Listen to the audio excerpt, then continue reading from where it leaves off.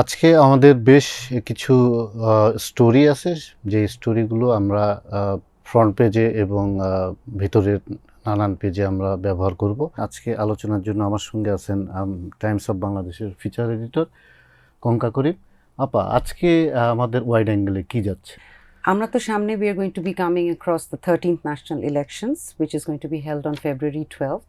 তো সেখানে আমাদের ইলেকশন কমিশনার কিছু একদম স্ট্রিক্ট বিধিনিষেধ দিয়ে দিয়েছে অ্যান্ড নতুন কিছু ইলেকটোরাল রুলস দিয়েছে, যেটার মধ্যে this a complete ban on posters এবং বিলবোর্ডস যেটা থাকবে সেটা ম্যাক্সিমাম একজন ক্যান্ডিডেট 20 অফ দেম তারা 20টা করে ওটা ডিসপ্লে করতে পারবে এবং সেটারও একটা সাইজ দিয়ে দিয়েছে 16 by 9 feet. along with it আরেকটাও জিনিস দিয়েছে, সেটা হলো that it has to be black and white. তো এটা করেছে basically to have a level playing field, যেখানে there is no over exposure of money বা যেটা এখন আমাদের আগে দেখতাম পোস্টার্স যে একদম ছেয়ে যেত অ্যান্ড অল, সো সেইগুলো একটু লিমিট করে দেওয়ার জন্যই। এবং সাথে এটাও বলেছে যে একটা ম্যাক্সিমাম 6 months-এর একটা জেল হতে পারে ইফ এনিবডি ডাজ নট। তো আপনি আচরণ বিধির কথা বলছিলেন, জি বেশ বেশ স্ট্রিক্ট কিছু নিয়ম কানুন বেঁধে জি দিয়েছে। জি এবারে বেশ সেগুলো কি ফলো করা হচ্ছে ঠিকঠাক মতো? না, আমরা যখন ইভেন আপনি যদি আজকেও ঢাকা শহরে হেঁটে যান তাহলে দেখবেন যে বিভিন্ন জায়গায় কালার্ড পোস্টার্স বিভিন্ন সাইজের, it's all over the town, যেখানে ইভেন ইলেকশন কমিশনার এটাও বলেছে that they will be some penalties, যেরকম একটা candidate may face 6 months of jail. তারপরে if the election commissioner feels it right তাহলে তারা ক্যান্ডিডেটকে কিংবা পার্টিকে they can fine, they can penalize them with a sum of 1.5 lakh টাকা, টু দ্য পয়েন্ট যে তারা যদি মনে করে যে it is right to cancel the candidacy, সেটাও তারা করতে পারবে। কিন্তু আমরা যেটা এখন দেখছি যে এইসব বিধিনিষেধ কেউই মানছে না, and it is the same thing that is happening posters all over.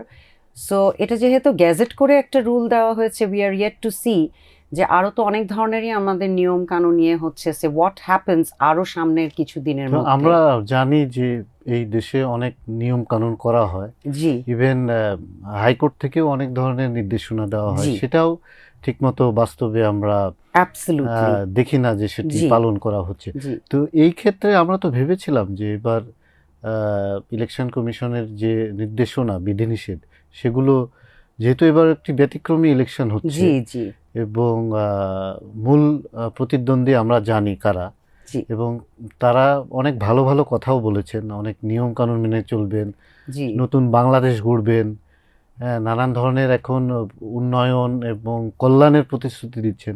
জি তো ইলেকশনের আগেই তারা যদি এই নিয়ম কানুন যেটা বেঁধে দিয়েছে নির্বাচন কমিশন, সেটা যদি তারা না মানেন, সেটি একটা বিষয়, আমাদের তাদের সম্পর্কে নানান ধরনের সন্দেহ তৈরি হবে।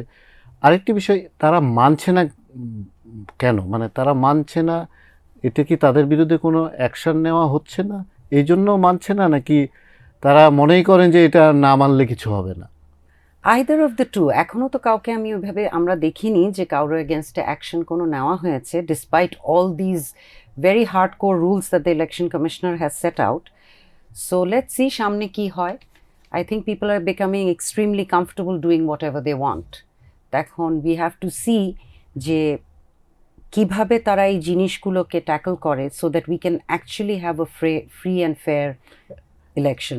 এখন মাত্র তো ক্যাম্পেইনের 4 দিন, আজ চতুর্থ দিন, এখনো তো অনেক সময় পড়ে আছে। তাহলে অ্যাবসলিউটলি আগামীতে হয়তো আমরা আরো অনেক ধরনের অনেক কিছু দেখতে পাবো।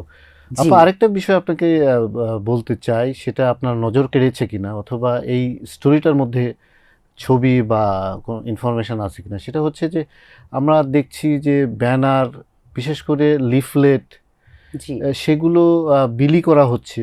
বিশেষ করে শুক্রবারে এই জিনিসগুলো বেশি বিলি করা হয়েছে। আমরা স্টোরি করেছি আজকে যে সারা বাংলাদেশেই নামাজের আগে এবং পরে যে লিফলেটগুলো বিলি করা হয়েছে, সেগুলো সব রাস্তায় ফেলে দেওয়া হয়েছে, সেগুলো ড্রেনের মধ্যে ঢুকে গিয়েছে, ড্রেনেজ সিস্টেম নষ্ট করে দিয়েছে, জি ওয়াটার লগিং করেছে। এই যে পরিবেশ দূষণ এবং এই যে রাস্তাঘাট নোংরা করছে, জি ড্রেনেজ বন্ধ করে দিচ্ছে, সেই ধরনের কোনো ইনফরমেশন কি এই স্টোরিতে আছে You see, বা ছবি আছে?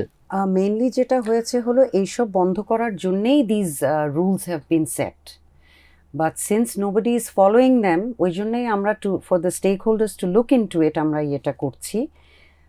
লিফলেটেরটায় আমরা যাইনি, we are actually concentrating more on the posters at the moment.